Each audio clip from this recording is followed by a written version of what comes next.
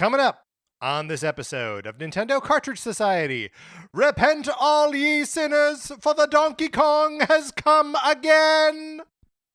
Secret power is said to be in the arrow, so the Nintendo Cartridge Society is said to be in the arrow with you.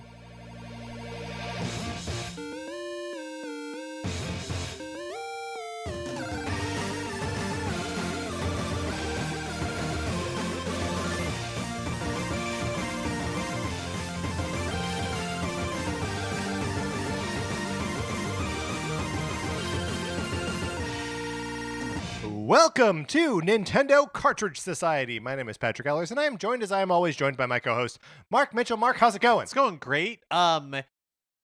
Eagle-eared listeners might have noticed on Tuesday's episode that we didn't play any transition music. Oh, interesting. We're just going to address it head on. We were just trying teaching the controversy. We were trying something out. We got some, I think, solid feedback in the Discord. Mm-hmm. But I'm curious if anybody who's not in the Discord now you're inviting it has any thoughts on it. Yeah, I'd like to know. Like to know if people noticed, if they liked it, if they didn't like it. If you were like, hey, where are my transitions? How do I know we're talking about something else? Or you're like, hey, I love this free-flowing conversation. Yeah, ooh, now they're super cool. Yeah, before they felt like uptight weirdos, and now just regular weirdos. I bet they're recording this show with their chair turned around backwards. And they're straddling that chair. Just giving you the straight dope. They're rolling up their sleeves. Speaking your language. Exactly. Where do you fall in that continuum? I've never seen Dangerous Minds. Is it any good? I've never seen Dangerous Minds either. Great. But I have read the Wikipedia summary. Let me ask you this. Yeah. You think if that movie, came out like 1996 or something? Yeah, it's probably 30 years old. Yeah. So probably about contemporaneous with Forrest Gump. Just to continue our conversation probably from Tuesday. About, yes. Yeah, about. I think I see where this is going, but please continue. So let's open a Dangerous Minds themed restaurant. Yes. We can ask people trivia questions about Dangerous Minds. We'll have to have seen the movie We'll have to have seen the movie first, or at least read the IMDb trivia. And then all the chairs are backwards at the tables? Yes. Mm-hmm. Okay, do you think... Yeah, all the chairs are backwards at the tables, for sure. Thank you. I had to let that wash over me and process it, but you're absolutely right. That is 100% what it would be. Do you think that, like, the restaurant, there's different rooms in the restaurant, like different dining areas that are themed to different things? And do you think, I think they're all classrooms, though, right? They're all classrooms. Sure, there's no gym. There's no, like, cafeteria setting. I mean, I don't think so. Okay. And I think the menu is probably up on a chalkboard. Probably, yeah. Again, I've not seen the film. No, but we've been in a school. Absolutely. Why aren't there more school-themed restaurants? Yeah, I mean... I don't think it's because it's a bad idea. I think it's because themed restaurant. No, that's not the reason. Because themed restaurants in general, right? Even great ideas like Dangerous Mind themed restaurants, right? Themed restaurants are just on their last legs. I mean, you say that, but Bubba Gump Shrimp Company is the lasting legacy of Forrest Gump. It's the exception. Yeah. Does the Bubba? I'm glad that we're not getting. I refuse to be. I'll ask you off mic. Okay, great. But we just don't have time. If you'd like to support us, you can head on over to patreon.com/Nintendo Cartridge Society, where if you're supporting us at the 8 or 16-bit levels, you get access to our once-a-month episodes of miniseries like NCS Arcade. Yes, NCS Arcade is going to be starting Season 3 at the end of this month, and we are going to be talking about 3 Nintendo Arcade milestones. I'm going to put that out there. Yeah, do it. The original really Donkey elevating Donkey Kong 3. Yeah, Donkey Kong Jr., and Donkey Kong 3. We're going to be playing the arcade versions of all of these and talking about them. And I'm really looking forward to that conversation a lot because I've played the NES version of Donkey Kong. I've dabbled with the NES version of Donkey Kong Jr. And we, of course, a few years ago had a high score contest for Donkey Kong 3, but I've never really played the arcade version of any of these, and so I'm excited for that experience. So do you even know about the Cement Factory? I know what the Cement means, Factory, yes, but I've never played it myself. we will dig all the way into that. But right now, if you are following us on Patreon at any level, including the free level, you can listen to our Mario and Luigi Superstar Saga listener feedback episode. It's a fun little remembrance of Mario and Luigi Superstar Saga. So you can check that out for free. We always do a feedback episode for free that everyone can listen to. And if you have any thoughts or questions about the original Donkey Kong arcade series, you can email us Nintendo Cartridge Society at gmail.com, and we will incorporate those emails into a conversation for the next listener feedback episode. They get what's happening here, right? Everybody's on board. Everyone's so smart and they all get it. Thank you to our new patron, Burning Baboon. We appreciate you. We appreciate all of our patrons, of course. And if you are not in the Discord already, you should be. Email us Nintendo Cartridge Society at gmail.com, and I will send you an invitation. You can get in there. Mark, maybe we have a new trailer for Nintendo hardware right now? Yeah, we don't know as we're recording this, but ooh, that conversation is going to be so good in the Discord. It's going to be good. When that happens, because it's inevitable. Right. So, yeah, get in. It's a lot of fun. All right, Mark, let's get into our main topic of the day. Let's discuss our favorite Nintendo revivals.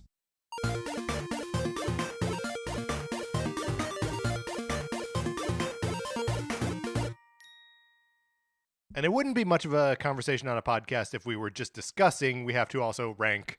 So we're going to be determining and ranking the 10 best Nintendo revivals. Mark, why are we talking about this? Because Donkey Kong Country Returns HD releases today. And Donkey Kong Country Returns, when it was announced, was a big deal because it had been a long time since there was a new Donkey Kong Country style game. And so to have it come back on the Wii with this like really cool art style and all that kind of stuff, and being developed by Retro, was very exciting. Yes, it had been since 1996 was Donkey Kong Country 3, I believe. I am not sure, but yeah, about 10 years, a little more than 10 years, I think. So we thought, and it's then funny that the distance between now and the last new Donkey Kong Country game was also 10 years. It's just an insane thing. How does Nintendo treat Donkey Kong this way, like as a franchise? Well, it is funny that, okay, so yes, Donkey Kong Country Returns was a Donkey Kong revival. Yes. But so was the original Donkey Kong Country. Right. Was also a Donkey Kong revival. So yeah, poor Donkey Kong just goes through these cycles. Phases, yes. These fallow periods. We're waiting for him to rise again. That's right. Calling back to the cold open here. So I think what we're going to do is we're going to go back and forth nominating revivals. Sorry. Go ahead. Well, actually, maybe this is one on your list, so I won't point it out. Okay. And we'll talk about it later, or I'll forget, and we won't. Perfect. Mark, I'm putting a pin in it. We are going to go back and forth nominating things for our top 10 list of Nintendo revivals, and then we will whittle that list down to 10 and then rank them. I know I said whist. We'll whittle the whist. I thought it was adorable. I know. I thought it was cute too. All you want for Christmas is your two front teeth. It's my two front teeth. So yeah, that's the exercise is kind of clear here. I said, well, we should each come in with like 7 examples, right? Because there's bound to be some overlap. We should count Donkey Kong Country Returns as like table stakes. That one goes on the list, and maybe it doesn't make the top 10, but it'll just be one that we like sort of nominate de facto. Right. Mark, I ended up coming with 13 possible nominations. Very good. So I'm sorry. Well, I don't think you should feel bad about it. I'm excited to hear them, and I think you should go first. All right, I will go first, and I will not do the first thing I wrote down, because I actually don't have that much to say about it. Instead, I'm going to go with Kid Icarus Uprising as the Kid Icarus revival on the 3DS in the year of our Lord, 2012, a full 11 years after the release of the Game Boy version in 1991.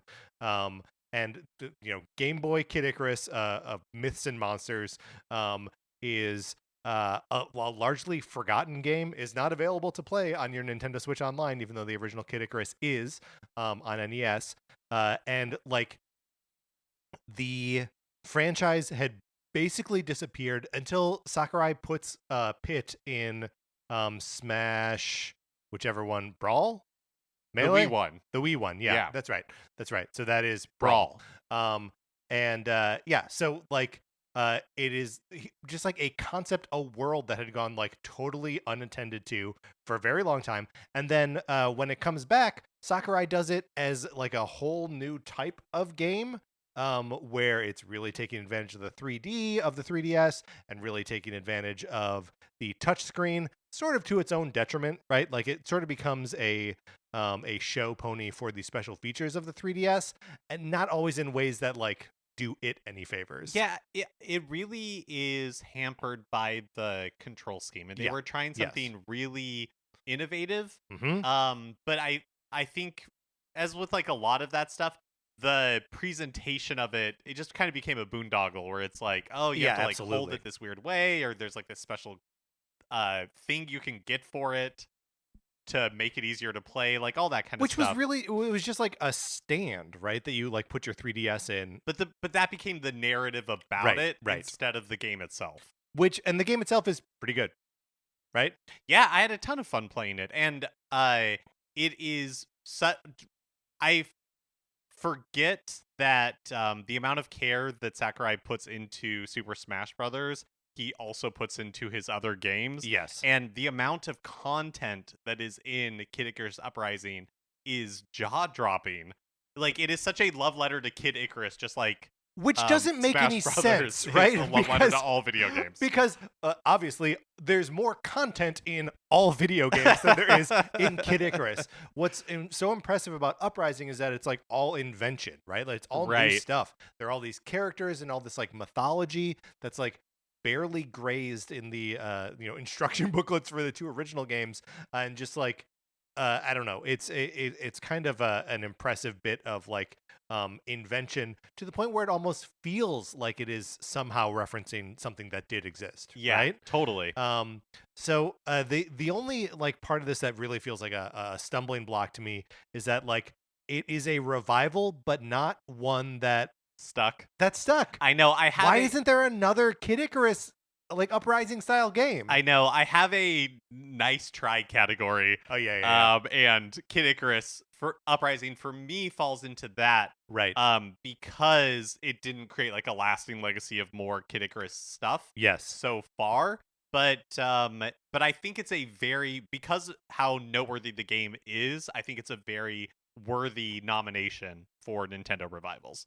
Also for how much it was like a nothing brand idea, right? When it did come back, right? Like I think that's I think while we're talking about this, I want to like dig into what is appealing about a revival in like in the sense that we're talking about here, where like there was something sticky, something good, something like innately appealing about Kid Icarus as a concept, right? This is true of a lot of like Nintendo things, but you're just like, oh, but the game like just didn't work, or like has aged out of being like playable or whatever, and like bringing it back and finding a new way for that same sticky thing to still be present, which I think is true of Uprising, that it like has some of the core like action gameplay components that are in the original Kid Icarus, just wholly transformed for like a new medium and a new century, really.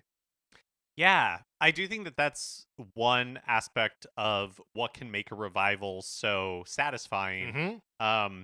I also think like with something like Donkey Kong Country Returns, yes, it's something that never went out of style, but was but just like fallow for a while. It sort of did go out of style though, right? Like the 2D platformer. The 2D platformer did go out of style for a while, and it really wasn't until the Wii that like that is just something that they could like reintroduce back like into. Yeah, you're right. So what is a better way to put it? It's like something that you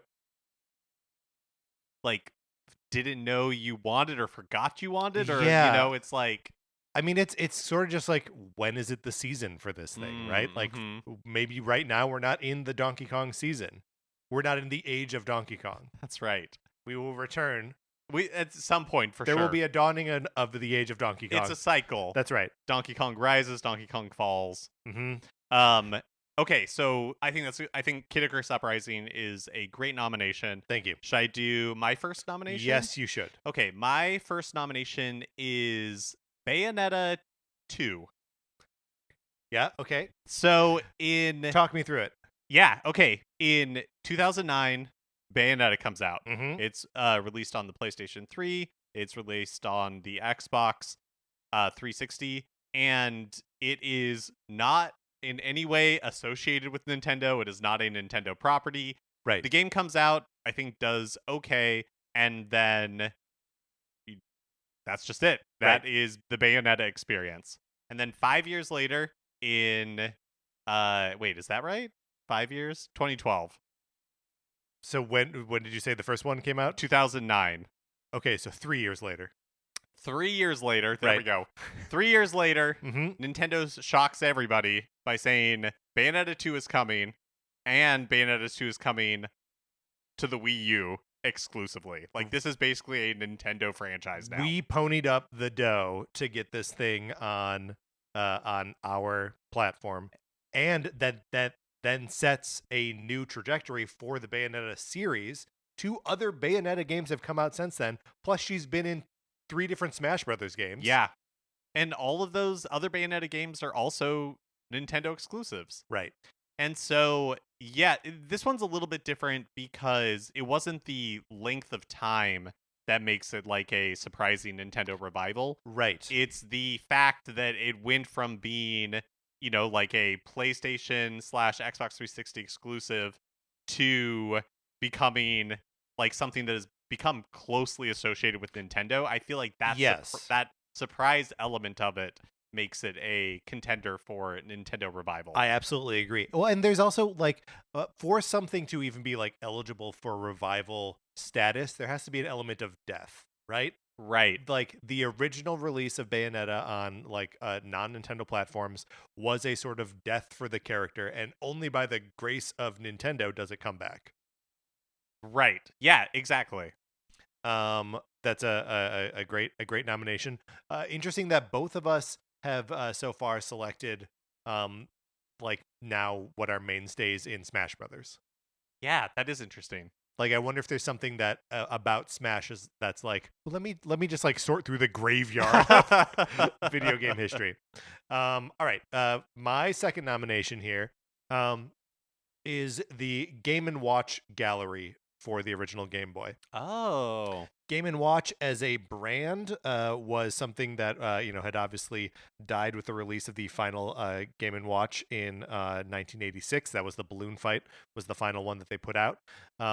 We would like later see a handful of Game & Watch galleries coming out on Game Boy Color and Game Boy Advance. The first one came out in 1997, so it's 11 years between the last actual machine and the first collection. Mark, how many games do you think are on the very first Game & Watch collection? 7. 4. Okay. There are 4 Game & Watch games, and they're good ones. There's Manhole, Oil Panic, Octopus, and Fire. So like they are good. You're getting 4 good examples of what the Game & Watch could do. And like every now and then Nintendo dips back into like caring about the Game & Watch like brand identity, and we haven't gotten like a new collection in a long time, but the Super Mario 35th anniversary and the Zelda 35th anniversary Game & Watches are very cool, and they sold them in 2020 and 2021. But I guess since then the brand has gone quiet again. Mm-hmm. So Game & Watch gallery for the Game Boy is my second nomination. That's very good. My second nomination is going to be Luigi's Mansion Dark Moon, also known as Luigi's Mansion 2. Yes. I feel like this is in some ways similar to like the Bayonetta thing, where it's like, except this one does have time associated with it. So the original Luigi's Mansion was a launch title with the GameCube in 2001. And it's not that it was received poorly. I think it was just received questionably. Like, people are like, everybody was so used to a new Nintendo console launching with a Mario title, Right. that to have like Luigi's Mansion, which is so different from a traditional Yes. like Mario platformer, everybody's like, okay, but But where's my Mario? yes. And the thing is, it's not just used to launching with a Mario game, but used to launching with like a genre-defining Mario Yeah, a game, generation-defining right? Mario game, Like yeah. the last 2 generations came with Mario 64 and Super Mario World, where it's just like, okay, these are maybe high points for the consoles on the day they come out. Uh-huh. And then here's Luigi's Mansion. And like I gotta say, I think that at the time it was released, it was poorly received. Like I think that like affection towards it is largely like revisionist. Now I'm not saying it's a bad game, like by any stretch of the imagination, but I think it was like met with disappointment on its original launch. Yeah, I know. I think that's true. Like, I think the reviews were fine. I think the reviews were Yeah. fine, and I think people enjoyed it fine. But it was just such a jarringly different thing from what everybody was expecting, and so I think it's just hard to overcome that reputation for sure. Right. But now I think you're right for sure that separated from all of that, people are able it's easier to go back to the original Luigi's Mansion and appreciate it for what it was doing instead of what it isn't. But all that said, like Luigi's Mansion for the longest time just seemed like a GameCube launch title that was kind of an experiment, had a wobbly reputation, and I don't know that anybody was ever expecting Nintendo to go back to Luigi's Mansion, but they did. And in 2013, Luigi's Mansion Dark Moon was Which is a full released. 12 years after the original. Yes, from a completely different Mhm. developer, Next Level Games, which Nintendo would eventually Gobble buy. up. Nom, nom, Yep. nom, nom, nom. But at the time, we're just like a third party working with Nintendo on this. And again, like Luigi's Mansion Dark Moon, a weird reception. Totally. Yes. You know, like because it changed things up. It introduced these kind of like mini houses that you would go to instead of all taking place in a single house like Luigi's Mansion Mhm. does. And then within that, it was individual missions, so there was no real even like free exploration of even one of those houses. You had to like go in with a specific purpose, which is a little bit antithetical to like what the view of the original game was, or what like the goal of the original game was. But like this, in my mind, it's much more of like a handheld game, right? Yeah, yes, definitely set up to be played more bite size. And my memory, anyways, is that you were kind of like Yes. lukewarm on Yep. it when it first came out, but you and I both bought the Luigi's Mansion 2 HD remake that came out in last summer and absolutely loved it. Loved it. So, you know, what are you going to do? But again, like this is another one where it was fallow for a long time, pops up with Luigi's Mansion Dark Moon. And started something. Yeah, it did start something, but it was still another, 6 years until we got a third entry in it? But in the meantime, we got the remake of the original on 3DS. That's true. And then since 3 came out in 2019, we've gotten a remake of 2. So like, you know, it's not that they're like pumping us full of new stuff, but it brought For sure, it brought it Luigi's back. Mansion is going to be, like, I think 3 sold over 15 million copies, so Right. we're going to get a new Luigi's Mansion sooner rather than later. Right. And Luigi's Mansion 2 Dark Moon is what kicks that off. Yeah. For sure. All right. Mark, for my next nomination, I am going to nominate The Legend of Zelda: The Link Between Worlds. Ooh. From 2000, also from 2013. Or did you say 12 for Luigi's Mansion? No, 2? it was 2013.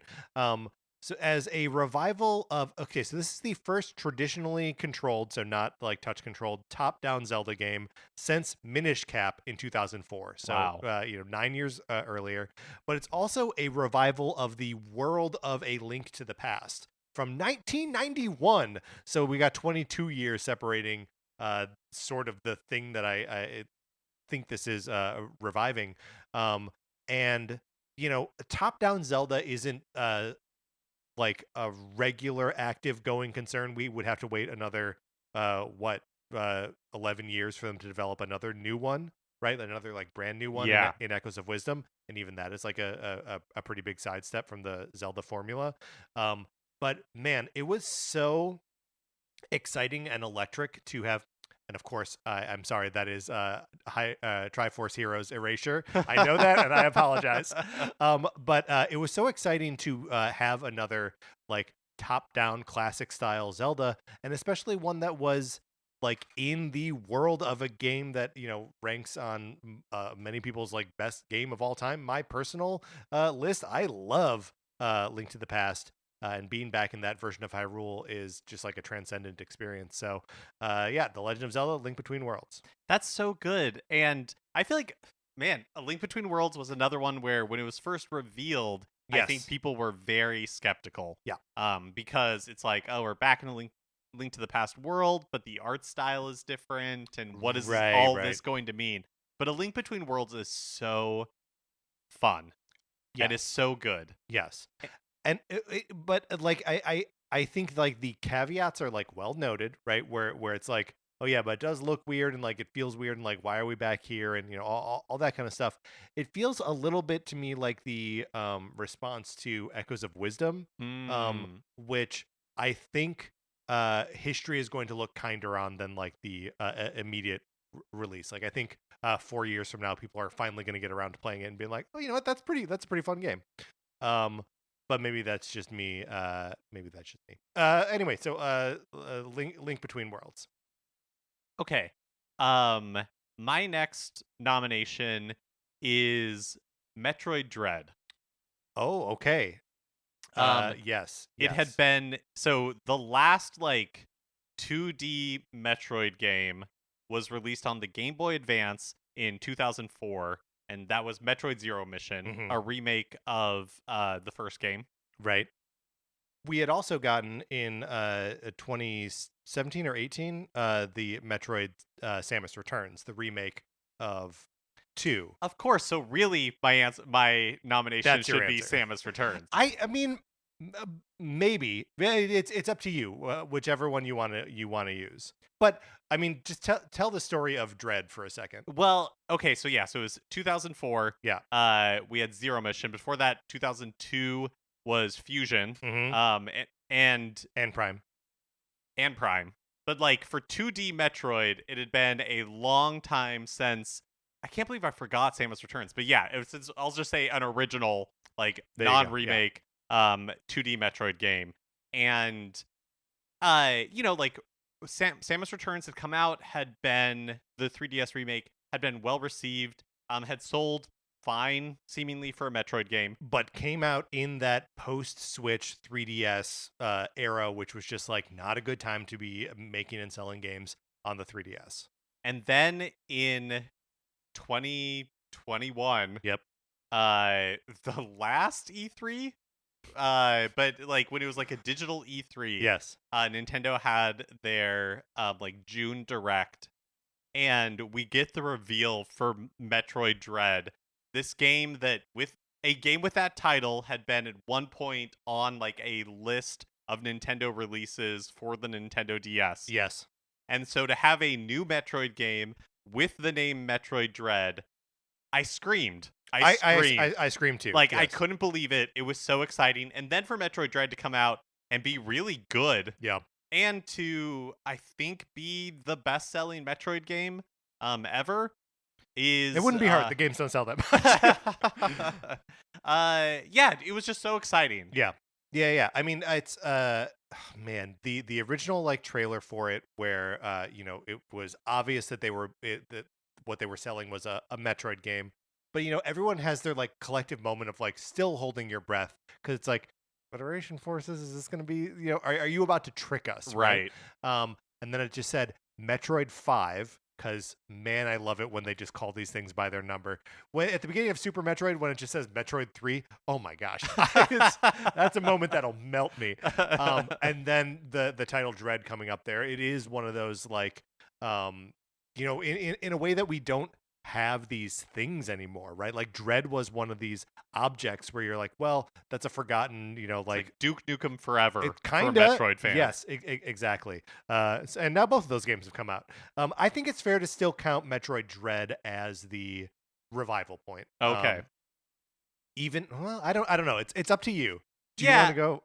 I'm gonna Because Samus Returns, let's just stay on it for a second. Samus Returns was developed by Mercury Steam, and is a remake of the old Game Boy game, but like adds the like counterattack move that is heavily featured in Dread, and it's like they're clearly using like similar graphics engines, and like a similar commitment to action-based 2D Metroiding. That's a little bit more like combat focused than the 4 previous entries. And then they make Dread, is what I'm saying.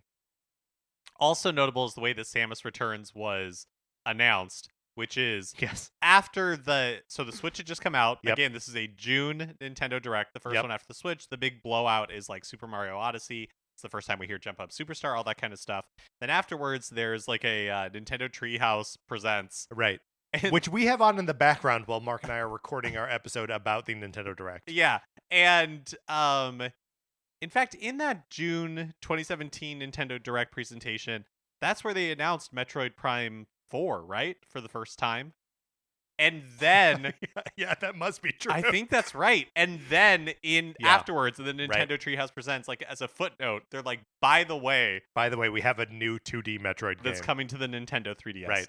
And so that also was like really crazy. I feel, out of feeling bad that I forgot it existed. I'm gonna cheat. Okay. And I'm just gonna say Metroid, Samus Returns / Dread. Perfect. I'm just gonna count it as all part of the same revival. Because I'm gonna use that cheat a little bit later, given the opportunity. So might as well set the precedent now. Perfect. And I think I know. Is it another Yoshio Sakamoto joint? It might be. It might be. Well, let me take a cue from you, Mark, and cue up what is actually the next nominee that I have in my list here, which is Metroid Fusion / Metroid Prime. Oh, yeah. Here we go. Double Metroid. Double Metroid. So they both come out on the same day in 2002. The previous Metroid release was Super Metroid on the Super NES in 1994. Skips the Nintendo 64. Skips the Nintendo 64 all together. Skips like the later Game Boy, like second wind of success from like Pokemon and Game Boy Color and all that stuff. And it's amazing that this like both revitalizes like original 2D Metroid. In that there's this, and then Zero Mission comes out a few years later, which is like a continuation of that like 2D style, and that graphical style is pretty consistent between those two games, and invents a brand new like kind of Metroid game in Metroid Prime, and obviously they iterated on that 2 or 3 or 4 more times if you want to count Federation Forces, 5 more times if you want to count Metroid Prime Pinball, but we don't have to. And obviously we're back in a fallow period now until Prime 4 comes out. Right. At some point this year. Did you talk about Hunters? Did you count Hunters? That was, I counted it, I didn't say it. Oh, okay. Yeah, Metroid Prime Hunters, of course, the DS version that was largely a online multiplayer game that almost worked, but mostly didn't. Yeah, I mean, the original Metroid Prime, such a great game, and I largely think each of them gets worse as it goes on, but like there's no denying that it like birthed a new series within the series and really pumped life into Metroid excitement, generally speaking. Absolutely, yeah. Yep. Yeah, that's a great pick. I love that we have 2 separate entries of 2 Metroid games. Okay, my next nomination is Hardware. Ooh. And it is, and I really go back and forth on this because, Nintendo has had these peaks and valleys in the past. Yes. And we may even just end up having 2 Hardware nominations on here, but I'm going to start with the Nintendo Wii. Yes. And I think the Nintendo Wii is a really, actually, both. I'll start with the Nintendo Wii. Let's just go with the Wii. Yeah. If we want to say Switch later, like we can work that out. But like, let's stick with Wii. Okay. Yeah. Yeah. So the Nintendo Wii is so important to Nintendo's history for a number of reasons. Yes, like from a sales perspective, it pulls Nintendo out of this nosedive that started with the Hmm. Nintendo 64 and continued with the GameCube. Arguably started with the Super NES, which Yeah, sold worse than the NES. Yeah. yeah. So this is the first time that Nintendo's home console has sold better than the previous generation since Right. Ever. yeah, Ever. yeah, Mark, just ever. ever. Yeah, it had never happened. Which is like just to internalize that, like I think it's kind of easy to like visualize Nintendo as like you know, the Nintendo 64 being like a little bit shaky and the GameCube being like an unfortunate kind of thing. But it's like, no, this was just like the trajectory they were on. And if you were to remove the Wii from like the chart of like how these systems sold, it would be just a straight line down through the Wii U, and then a huge spike again at the Switch. Were it not for the Wii, which is like an undeniable revival point for Nintendo. Yes, and so the hardware sells great. People are talking about the Wii. People are like, more people are playing Nintendo games than ever. But I think the other part of it that makes it such a revival is that it feels like it like re-energized what Nintendo wanted to be. Right? This Yes. is where Iwata really like laid out a strategy that was, we are different, and these are the ways that we are different. Yes. Like, we're not chasing specs anymore. It's not about being the best graphics, Hmm. the most powerful hardware. It is about differentiation in the way that people play games and who we are trying to get to play games, which is everybody. We want everybody playing this thing. Right. And And that speaks a little bit to what we were talking about on Tuesday, trying to imagine whatever video either does or does not release today to tease the Switch 2, that like what they need to show with the new hardware is something experiential, right? And Nintendo had cracked the code. Everyone else was just like, here's another controller and a more powerful box. And Nintendo was like, no, you experience this thing, you experience these games differently. yes, and it would take I mean, the Wii was very successful, but I would say that the fruits of that strategy or yeah, the trees of that strategy, what are the roots of that strategy, The whatever, seeds of that are strategy. still bearing fruit Okay, I because guess it is the trees. The bush of that strategy is still bearing berries. berries. Yeah, there we go. A metaphor everybody can agree with. That bog is still bearing cranberries.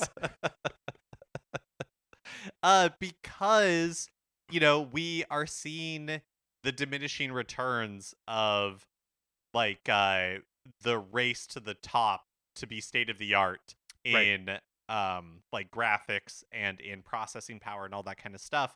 Because guess what? That's expensive. It's really expensive, and not that Nintendo isn't going to run into that a little bit in the next generation. Like, Yep. games are always getting more expensive to make, but it just put them on a very different trajectory that paid off for them, and really revitalized, I think, like Nintendo as a company. Yeah, and I guess the reason that I wouldn't necessarily put, um, or why I think the Wii makes sense here in a way that the Switch kind of doesn't, even though the Switch is a bounce back from just the previous generation, right? And really, all it's doing is the same thing the Wii did abstractly, where it's like, again, here is how we are experientially different from other systems and from previous generations of our own stuff. I think that's true.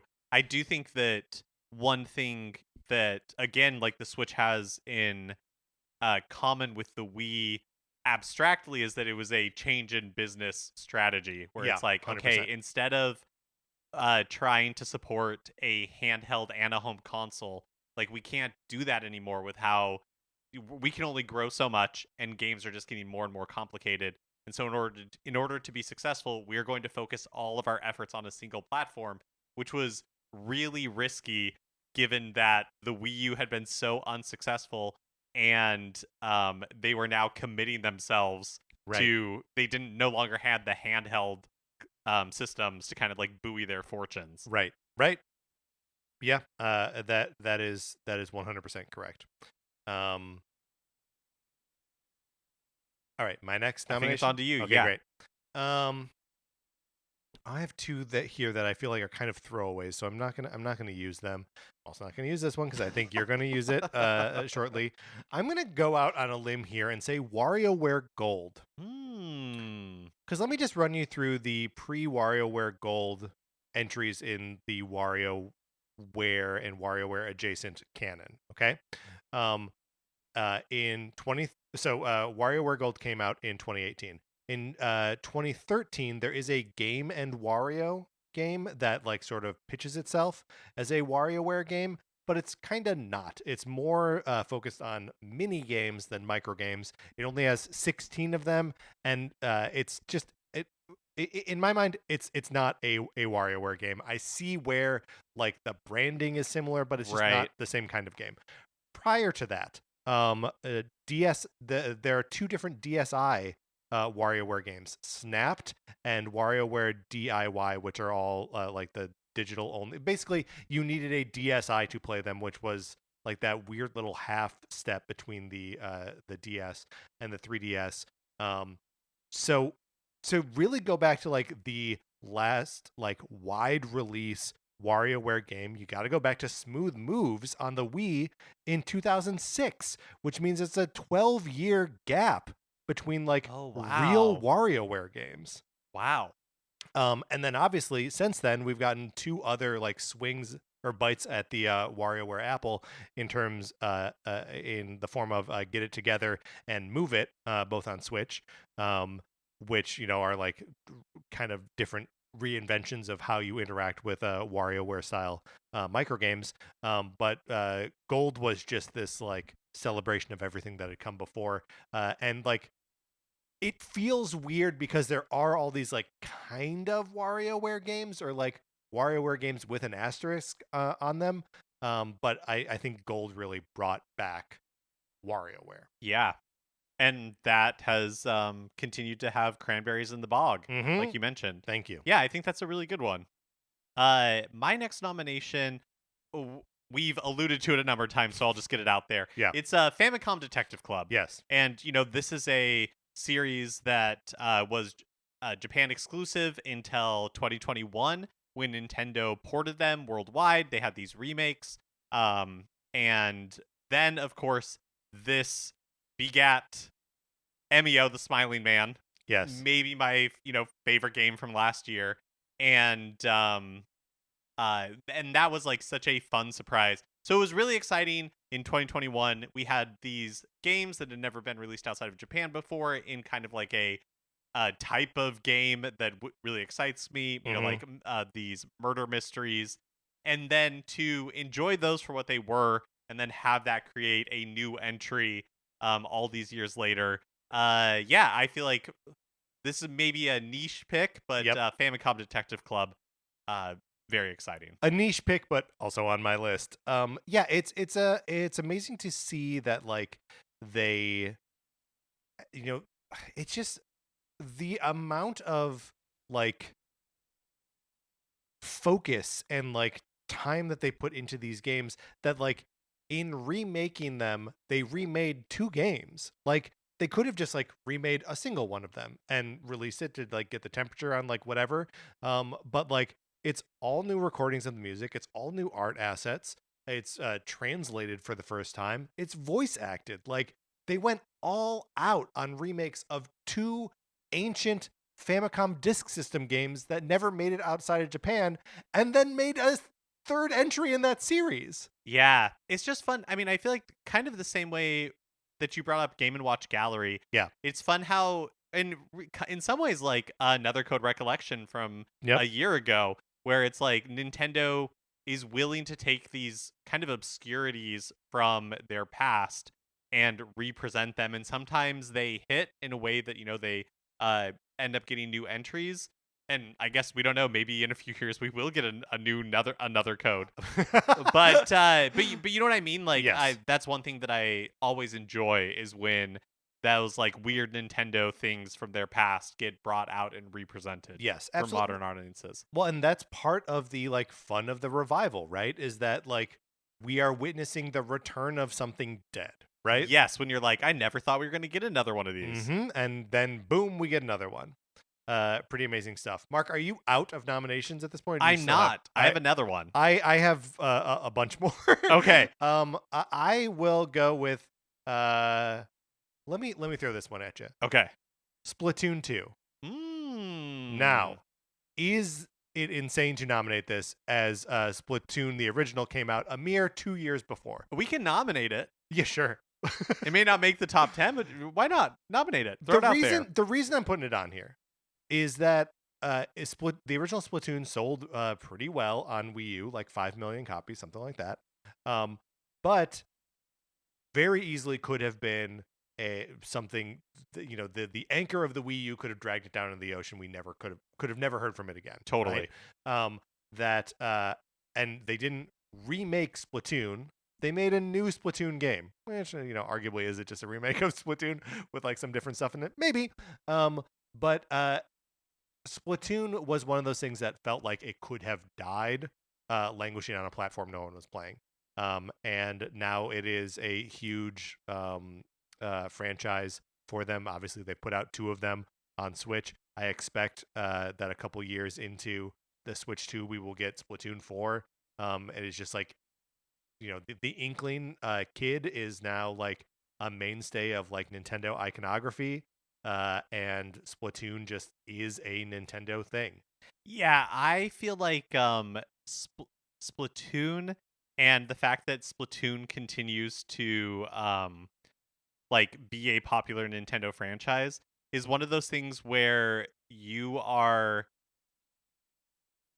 we're lucky that Nintendo is so like Japan focused, because I think like Splatoon has done as a series has done well worldwide, but does especially well in Japan.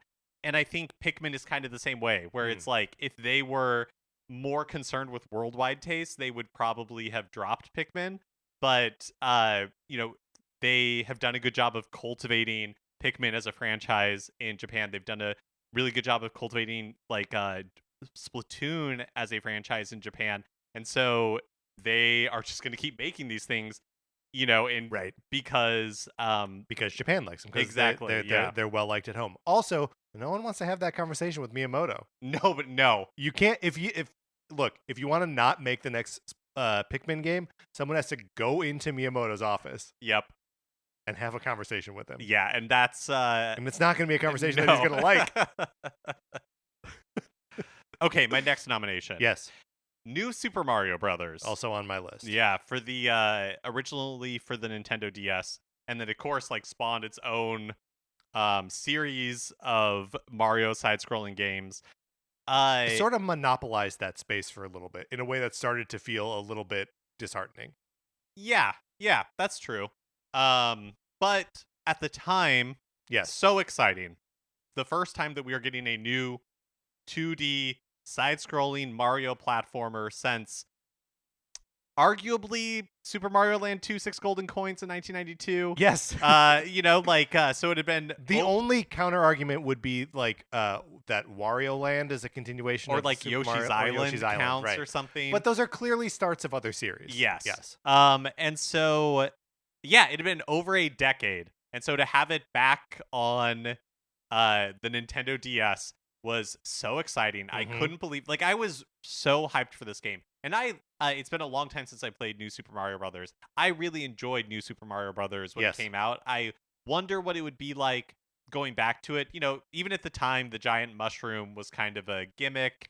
Totally. But I still remember having so much fun, like, because there were secret worlds or like mini pipes that you could only enter if you had a mini mushroom. Tiny. Yeah. And so like things like that, like the joy was still there.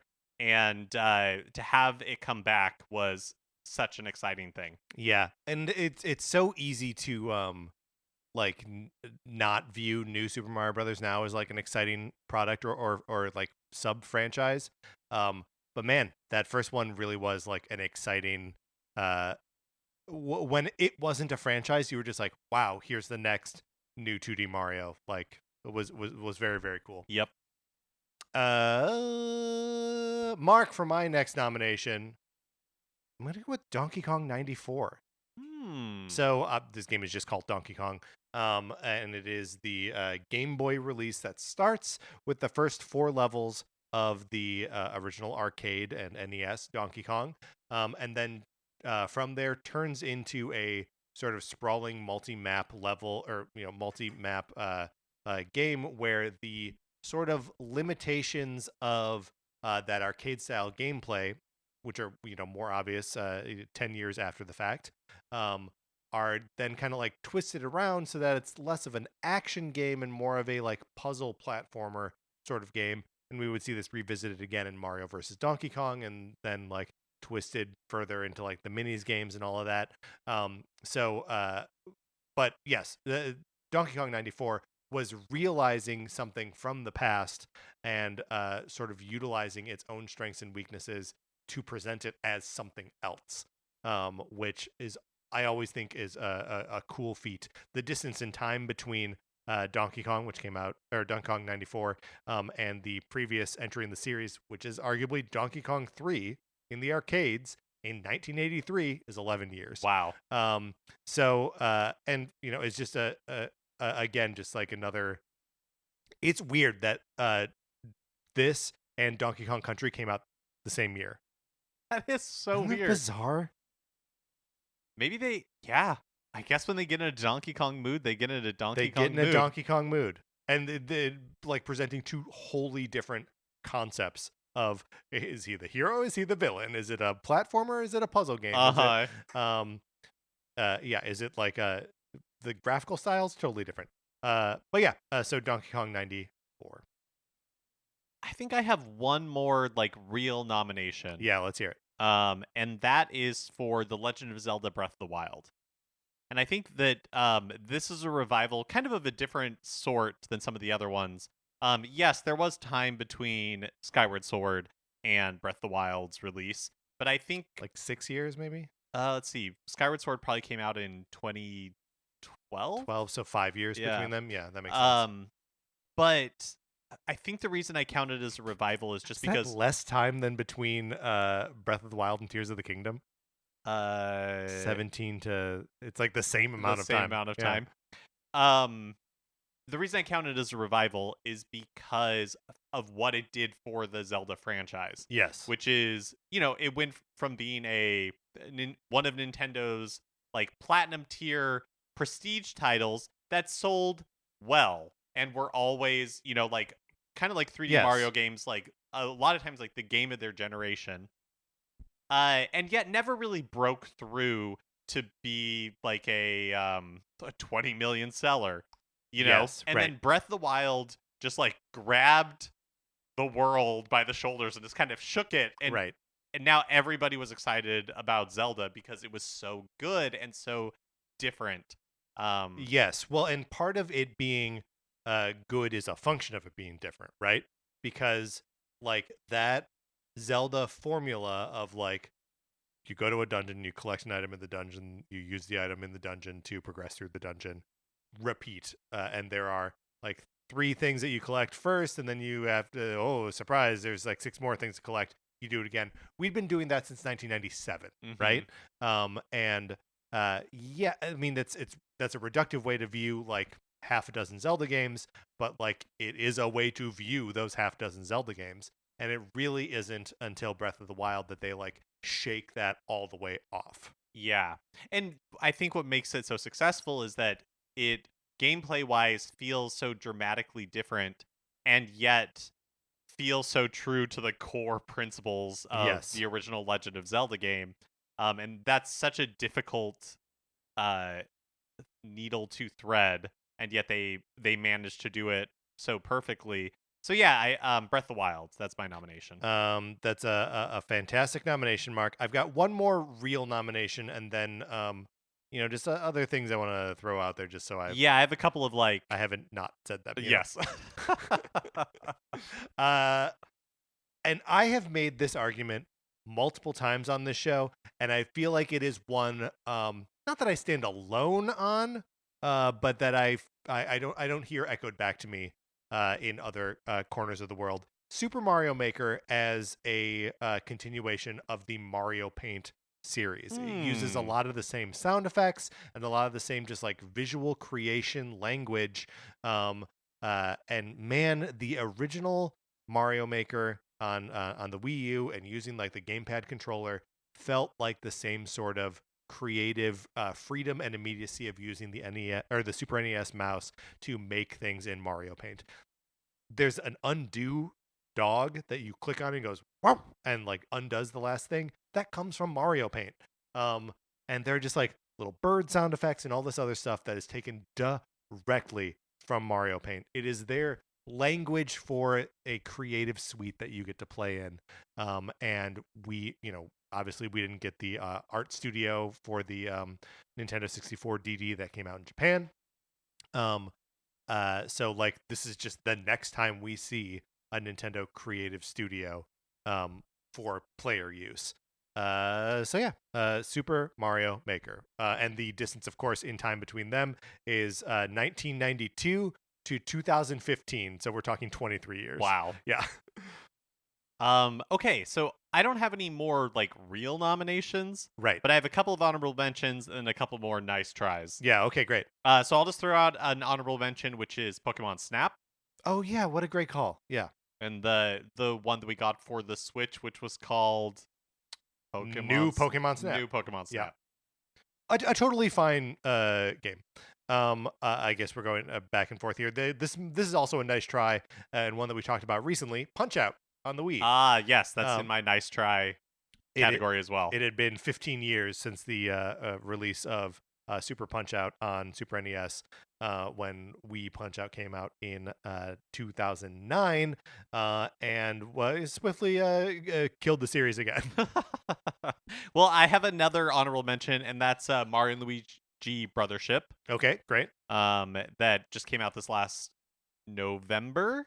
Yes, and had been a long time since the last new Mario and Luigi game. There had been the remakes in like 2016 and 18, maybe 17 and 18. I don't remember exactly, but even still, like a revival. Just one I can't imagine you and I ranking all that high.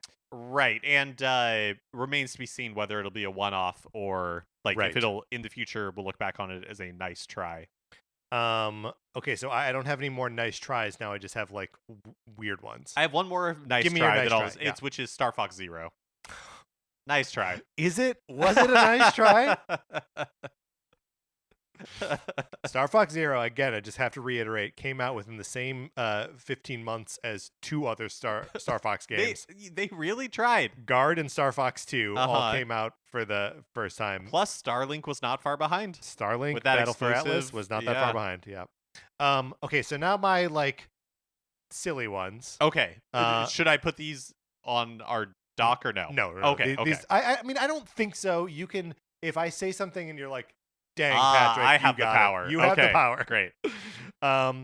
So we play specifically the shooting range part of that being the first light gun-esque style game that Nintendo made since 1992's Super Scope 6. That's a fun shout out.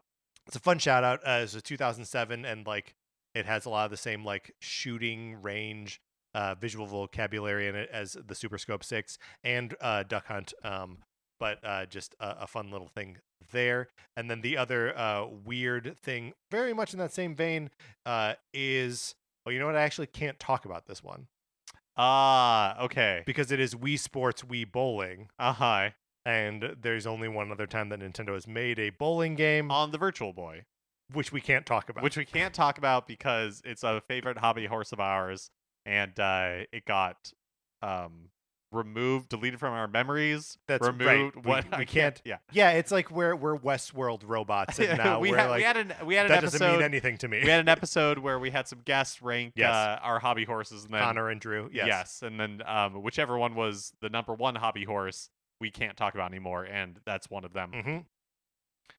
So those are it. Those are my two silly As ones. you were saying that did make me think of Pilot Wings Resort, which is a revival of a sort of the Pilot Wings franchise. But also kind of a like Wii Sports Resort. Yeah, like sequel. Spin-off.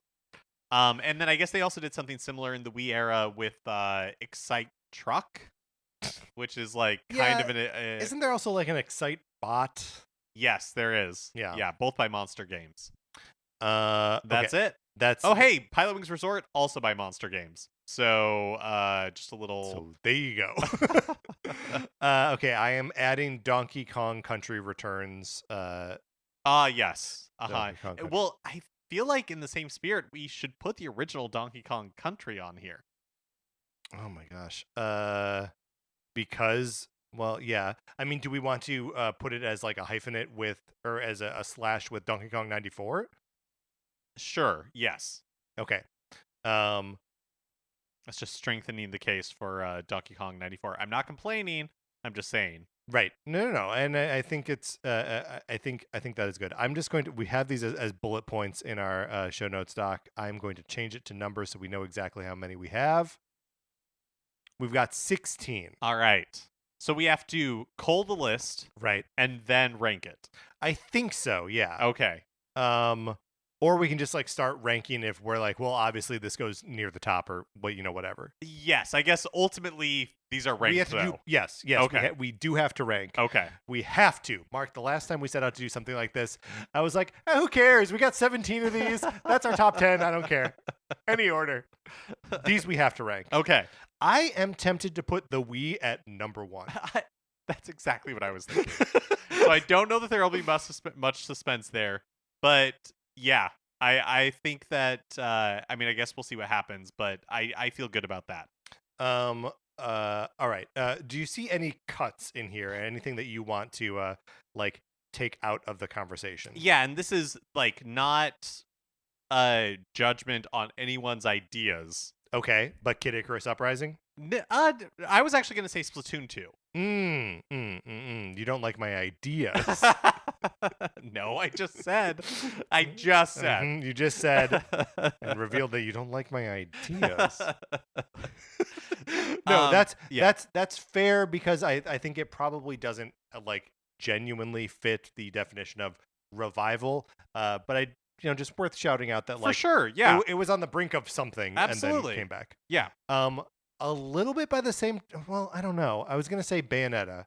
A little bit by the same token in that like it just like changed hands as to like who was financially interested in Yeah, it. I agree. I think like the Bayonetta is a say. I don't want to remove it yet, but I hear what you're saying. Yes. We can put like an asterisk next to it. We'll probably remember that it was up for being cut.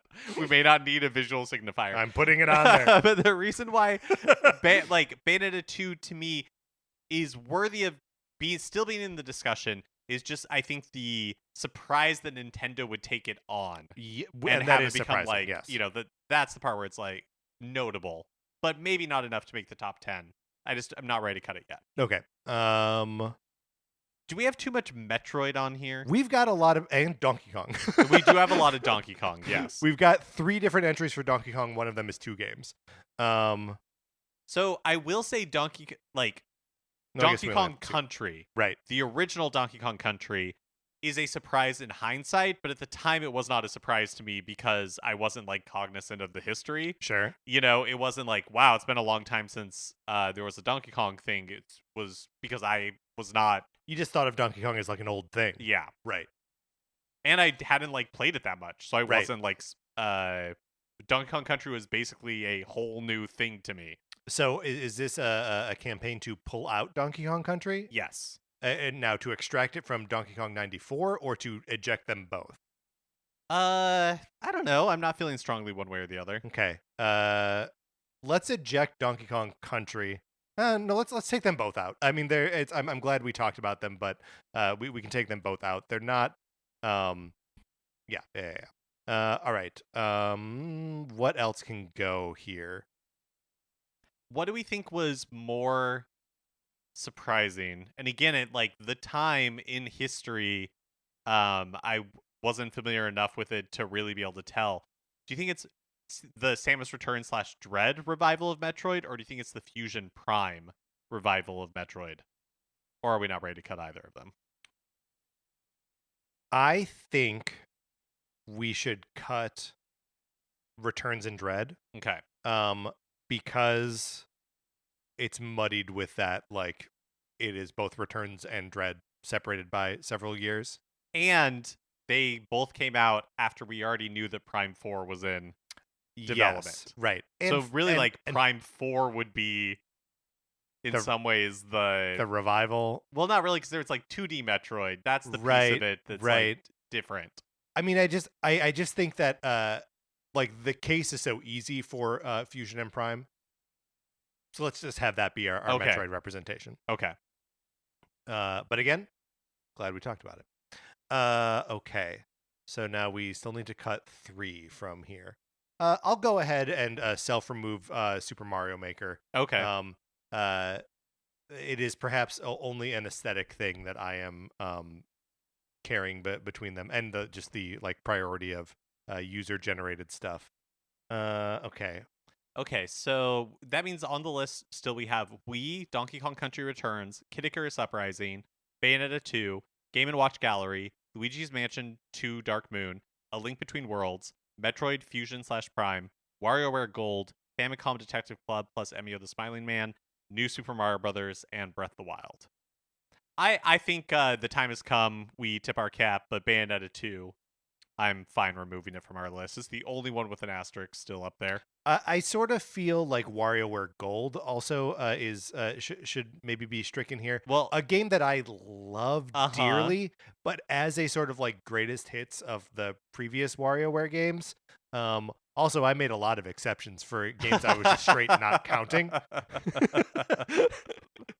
But glad we talked about it. So this brings us to 10. Yes. So again, it's Wii, Donkey Kong Country Returns, Kid Icarus Uprising, Game & Watch Gallery, Luigi's Mansion 2 Dark Moon, A Link Between Worlds, Metroid Fusion / Prime, Famicom Detective Club, New Super Mario Bros., and Breath of the Wild. Okay, so I think Game & Watch Gallery is the bottom of this list. I think it's number 10. Partially because like, you know, how much of a like impact does it really make? Even though I feel like those cartridges are like mainstays of like every 8-year-old's Game Boy library at the time. And so for that reason, I would nominate Kid Icarus Uprising to be number 9, just because we don't know.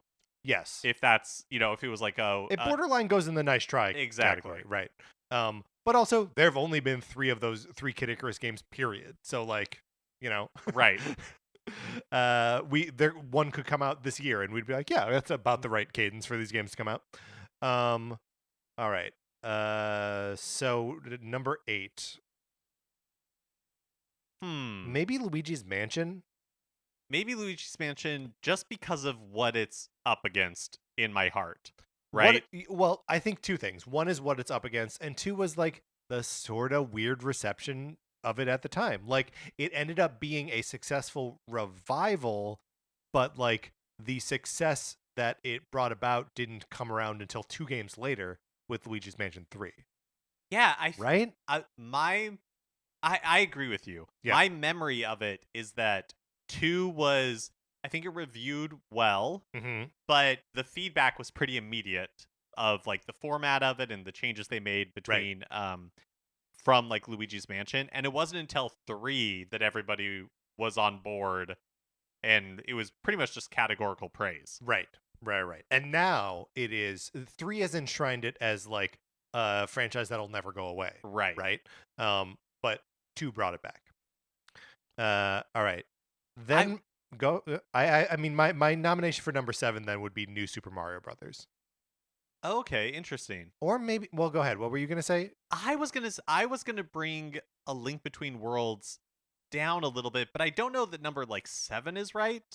No, let's put Link Between Worlds at 7, and then I think New Super Mario Brothers at number 6. The sort of knock against Link Between Worlds is that like they still don't really make these games, like with the exception now of Echoes of Wisdom, which is the first new 2D top-down Zelda game in a decade, but which is also like in a lot of ways a whole new thing. Yes, absolutely. But so then, yes, at number 6, New Super Mario Brothers.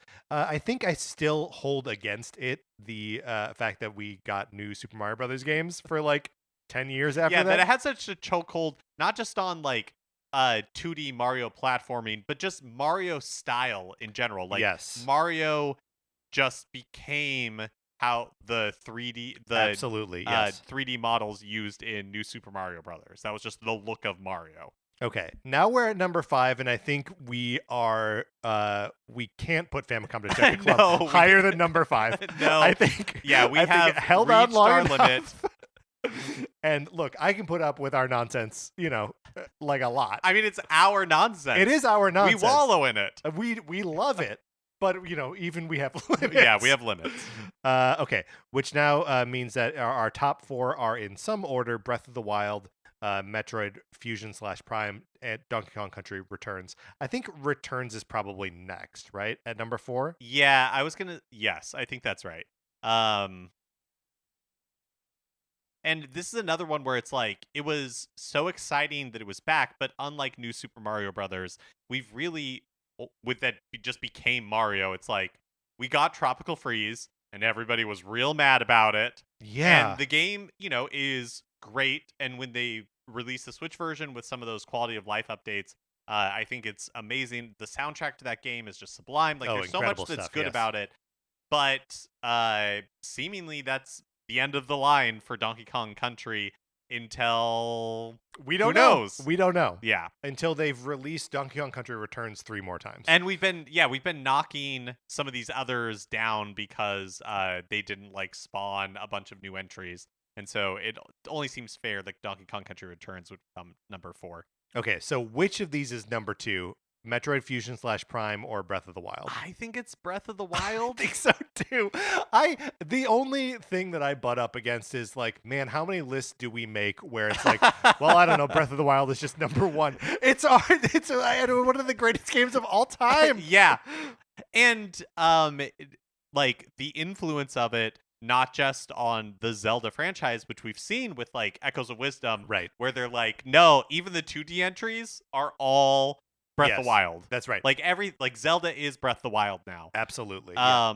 And in a lot of ways, it stands in for the success of the Switch too, right? Right. Again, something that we've said on the show multiple times is that Breath of the Wild was the perfect companion to the Switch because the Switch was marketed as play this however you want, sitting at home, going to the park, set up on a table, handheld mode on a plane. And Breath of the Wild was also approach this however you want. Do you want to fight stuff? Do you want to just do the story missions? Do you want to cook? What do you want to do?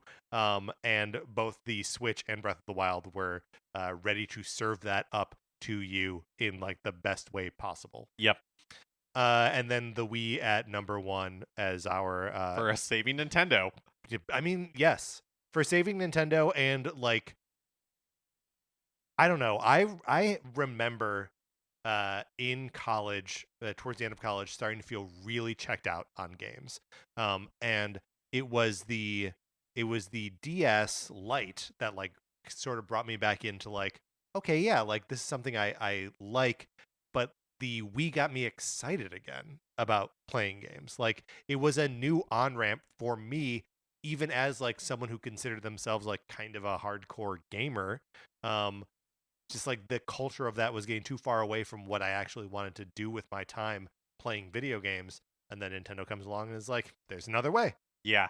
Yeah, absolutely. All right. So from 10 to 1, our top 10 Nintendo revivals. At number 10 is the Game & Watch Gallery. Number 9, Kid Icarus Uprising. Number 8 is Luigi's Mansion 2, Dark Moon. Number 7, The Legend of Zelda: A Link Between Worlds. Number 6, New Super Mario Brothers. Number 5, Famicom Detective Club and Emio the Smiling Man. Which is as high as we'll put it. Number 4 is Donkey Kong Country Returns. Number 3, Metroid Fusion / Prime. Number 2 is The Legend of Zelda Breath of the Wild. And number 1 is the Nintendo Wii. All right, Mark, let's close this out. You, listener, if you have heard any... or you heard the absence of any revival that you thought we should have shouted out, email us, Nintendo Cartridge Society at gmail.com. Or get in the Discord and chat about it with us there. Would be happy to continue this conversation. It's there is just something so fun about a franchise or a concept or a character that goes away and then comes back. Yep. And we're living in this moment now of there's going to be new hardware, and there hasn't been new hardware in so long that the concept of a new hardware release is almost feeling like a revival. Do you know what I mean? It's been 8 years since we've done this. Just insane stuff. Anyway, that's going to do it for this episode of Nintendo Cartridge Society. Thank you so much to our 16-bit patrons, Connor McKay, Patrice Millette, and Kyle Seaborn. Anthony DeLuca made our logo. Our theme music is provided by 8-Bit Betty. You can get more of his music by going to 8bitbetty.com or by listening right now. For my co-host, Mark Mitchell, this is Patrick Ellers saying thank you for listening.